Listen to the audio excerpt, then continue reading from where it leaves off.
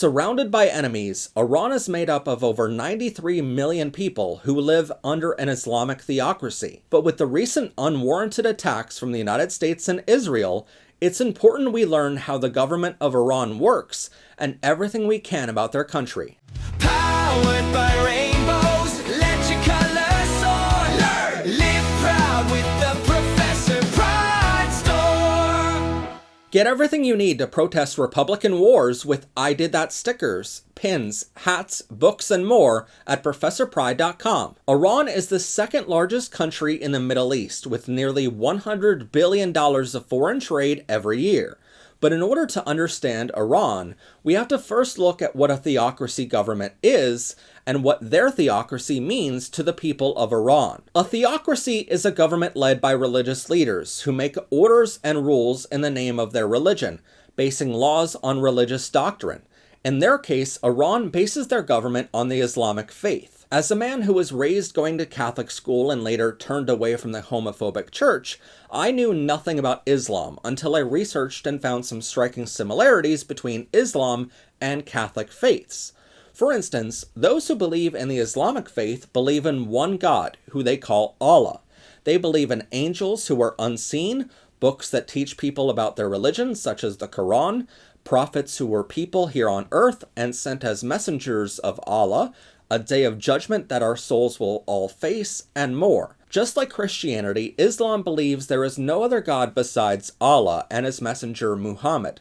They are told to give a percentage of their wealth to charity, abstain from food or drink during holy days, and believe in avoiding sin, which they call haram.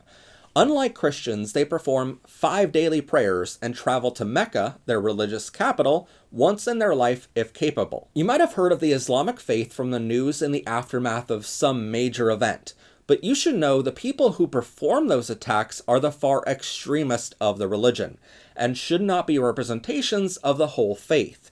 Just like Timothy McVeigh carried out his attacks under the name of Christianity, but in truth he's just an extremist and should not represent all of those who believe in Christianity. Iran denounces many of those terror groups, including the ones which carried out terror attacks on US soil. So that is the basis on which Iran has its government and laws. But how does Iran's government actually work? Well, Iran is led by one supreme leader, who they call the Ayatollah. Translated literally, it means sign of God. Everyone in Iran's government takes orders directly from the supreme leader. In fact, everyone else we're about to mention takes orders directly from the Ayatollah. Just like many countries, Iran has a president who is elected by the people. But unlike other countries, Iran's president has very little power. Everything he does has to be approved of by the supreme leader. Under him are the 8 vice presidents and 22 ministers of the cabinet, called the Council of Ministers. Iran also has a judiciary branch, which is controlled by the supreme leader. The Ayatollah appoints the head of this branch, who appoints the head of the Supreme Court and chief public prosecutor. Under them are 3 divisions of courts. The public courts handle civil and criminal cases. Revolutionary courts handle crimes against national security, smuggling narcotics, and acts which undermine the Islamic Republic. Unlike public courts, decisions in these revolutionary courts cannot be appealed or overturned. Third, the Special Clerical Court handles crimes committed by clerics and those in political office.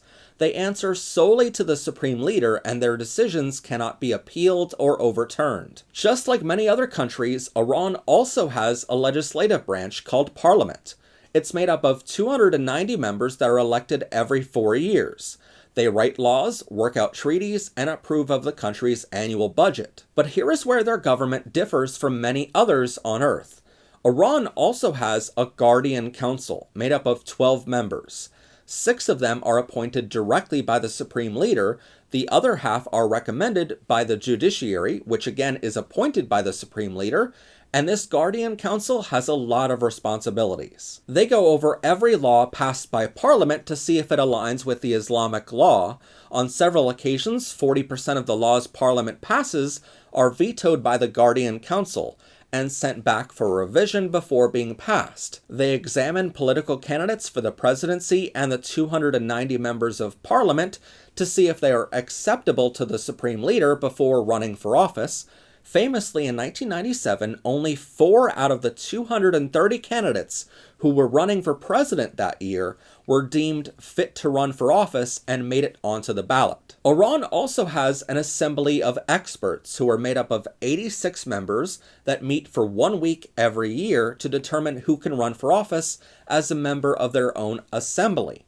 But they are also some of the most powerful men in Iran, since they also elect who is the supreme leader from within their own ranks. However, once they elect a supreme leader, they have never once challenged any decision of the supreme leader. Occasionally, the Guardian Council and Parliament will disagree, and those debates turn into stalemates. So the supreme leader created a 34-member expediency council to mitigate disputes and advise the supreme leader on everything happening in his own government. Finally, the supreme leader is also the sole decision maker over the armed forces. He alone decides when they go to war. Those armed forces include the regular army, which has greatly expanded in recent years to guard their land, and all members are sworn to protect Islamic ideology. Police are similar to the police of any other country, where they ensure everyone follows the laws set out by Parliament. However, under their direction in Iran, there is also a separate branch called the morality police. They are solely tasked with arresting people for not following the morals of the Guardian Council. This means women older than 7 years old must wear hijabs in public, and those who don't are subject to up to 2 months in jail and a fine. Men cannot have Western-style haircuts, fraternize with women, wear makeup, bright colors, tight clothing, torn jeans, shorts, and must conform to gender norms. Morality police oversee the arrest of homosexual men and women, transgender and intersex individuals, all of which are illegal in Iran and punishable by public whipping or execution. Also under the armed forces is the Islamic Revolution Guard Corps, or IRGC. They are directly overseen by the supreme leader and are charged with creating and maintaining terrorist groups around the world, from Hezbollah in Lebanon, Houthis in Yemen, militias in Iraq, and Hamas, Islamic Jihad, and Palestinian militias in Gaza. You might have heard of many of these groups starting regional wars in the Middle East. This way, Iran doesn't have to risk any of their own people. But make no mistake, the weapons they're using and ideologies they fight for are directly from the supreme leader of Iran. So that begs the questions: who are Iran's allies and enemies? Most of its allies simply have a common enemy. In other words, the enemy of my enemy is my friend. These allies include Russia, Syria, and Iraq, all of which belong to what's called the Axis of Resistance.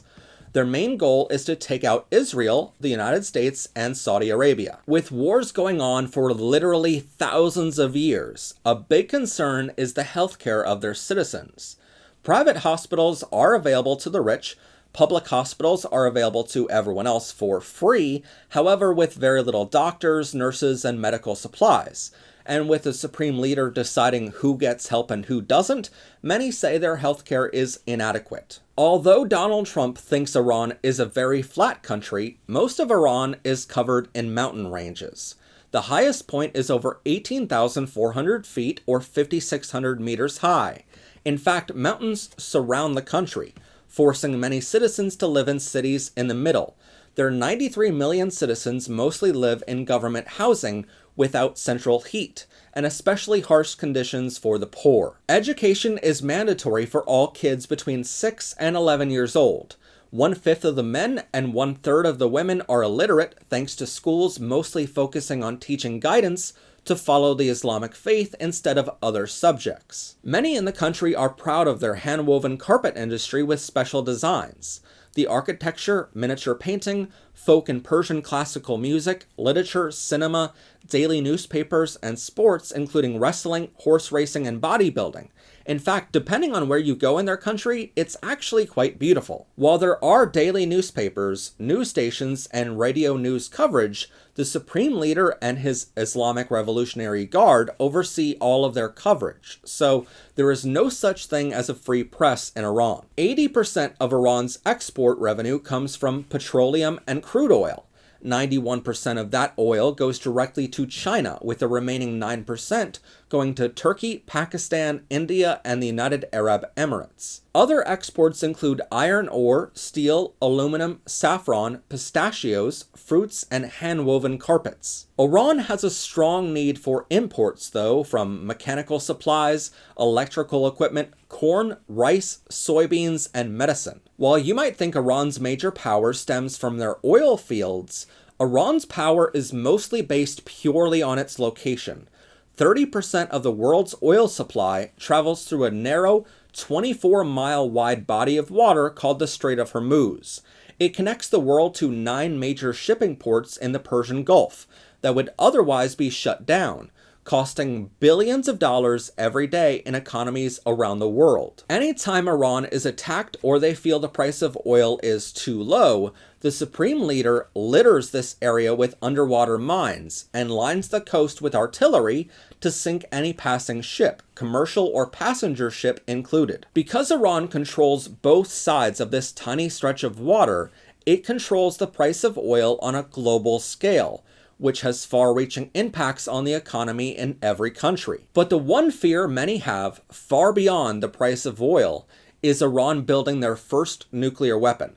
For the record, 9 countries on Earth are known to have nuclear weapons, including the United States, Russia, China, France, the United Kingdom, Pakistan, India, North Korea, and Israel. In total, these 9 countries hold over 13,000 nuclear weapons, 90% of which are held by Russia and the United States alone. Fun fact, it would only take a few dozen of those nukes to end human civilization on Earth, so we currently have enough to kill us all 540 times over. In order to create a nuclear weapon, you first need to enrich uranium. From as early as the 1980s, reports suggested that Iran was enriching uranium at a rate that is not needed for any nuclear energy program. By 1992, when I was born, Benjamin Netanyahu, then an Israeli official and now their leader, said Iran was 3 to 5 years away from developing a nuclear bomb. By the 2000s, Netanyahu and American political leaders were saying Iran was now just 2 weeks away from developing a nuclear bomb. In 2002, it was revealed that Iran had secret manufacturing sites, and the United States quickly accused them of building weapons. Ultimately, the International Atomic Energy Agency, a conference of nuclear experts overseen by 181 member countries and territories, found Iran was out of compliance in 2002, but most importantly, this does not mean they had a nuclear weapon yet. The next year, officials from the United States confirmed that Iran halted all nuclear weapons development. That same year, the US invaded Iraq, a close neighbor to Iran, telling the public that they were building weapons of mass destruction. Years later, with billions of dollars spent, no weapons were ever found, and the entire justification to invade Iraq was based on a plagiarized term paper by a college student who theorized what would happen if Iraq had weapons of mass destruction. By 2006, the International Atomic Energy Agency was even allowed to tour Iran facilities to inspect anything they wanted, with Iranian officials allowing the agency inspectors to decide where they wanted to inspect, with no restrictions. The agency reported back that Iran was no longer enriching uranium and no longer had a development program for nuclear weapons. In 2015, Iran, the United States, United Kingdom, France, China, Russia, and Germany all signed the Joint Comprehensive Plan of Action, otherwise known as the Iran Nuclear Deal. Basically, Iran agreed to end nuclear weapons research and development.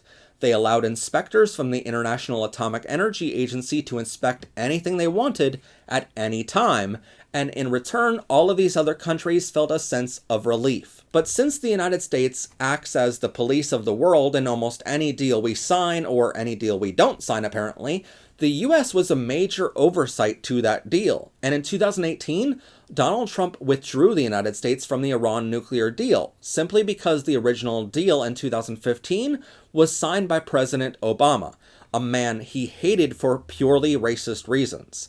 Immediately after, Iran began enriching uranium again. A few years later, in 2023, the Islamic Revolution Guard Corps, under the direction of the Supreme Leader, led Palestinian militia groups and Hamas to carry out an unprovoked attack on Israel, raping and murdering nearly 1,200 Israelis. From here, Israel defended itself for months against Iran's proxy terror groups.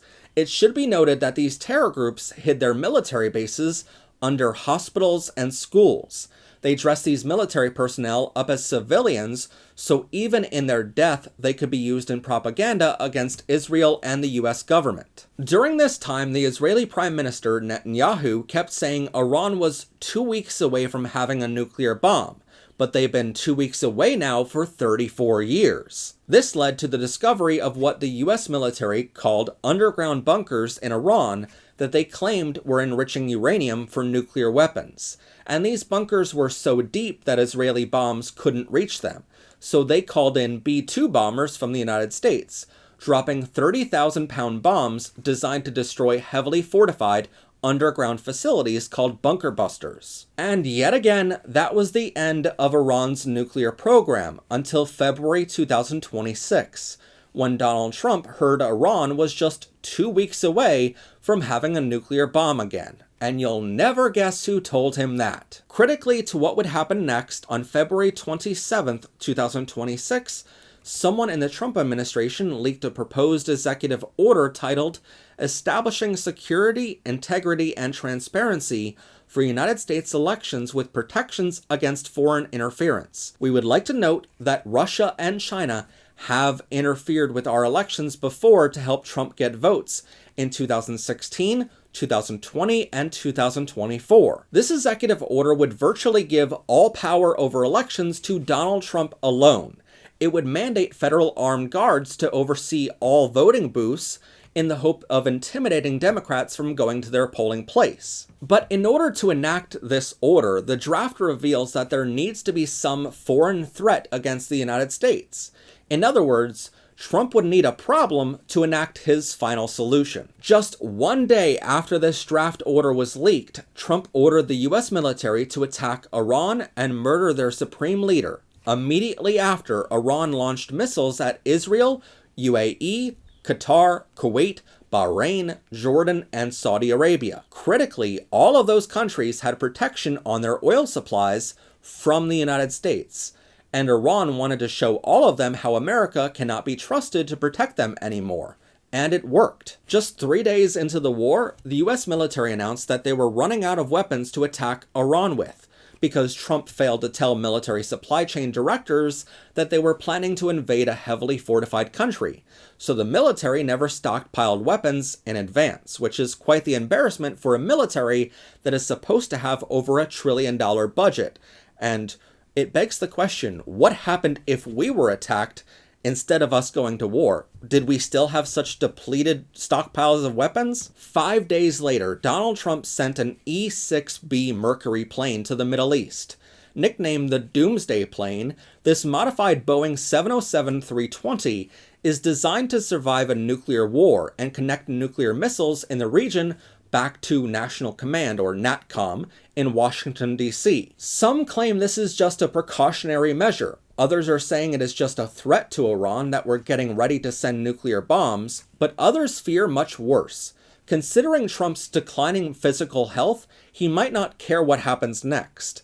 And the rest of us are just hoping that military personnel choose to not follow any illegal orders. We don't know for sure if this is just a scare tactic or a real threat, but we do know that immediately after this plane landed in the Middle East, Iran sent out encrypted communications that may serve as an operational trigger for sleeper cells around the world. It's believed this may trigger terror attacks in cities across America or in Israel. On a completely unrelated note, I hope everyone remembers not everyone in the United States voted for Donald Trump ever. In fact, he lost the popular vote many times. But if you were to look at a map and let's say look at some red districts, there are certainly some cities that voted for him the entire time, whereas there's a lot of blue districts that voted against him the entire time. And if you're looking for somewhere to travel, I hope that you keep that in mind in the next couple years. But completely unrelated again, I'm sorry for interrupting, but back to our normal episode. But now is a good time to remember the leaked executive order draft, which requires an act of terrorism for Trump to justify an authoritarian takeover of our elections.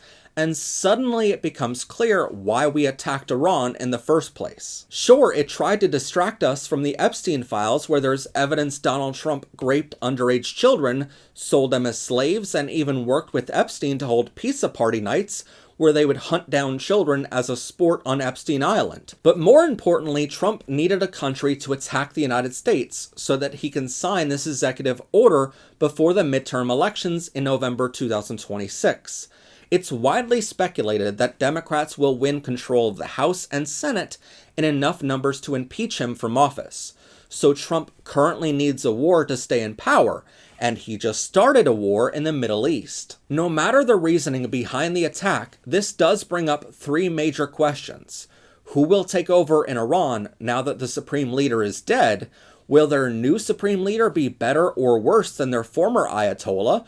And doesn't the US sending nuclear-capable planes to a region that currently doesn't have them offer more justification to the rest of the world that Iran needs nuclear weapons to protect themselves now that they're under attack and under nuclear threat? Powered by rainbows, alert never stops. So be sure to subscribe or check out our shop. Much love and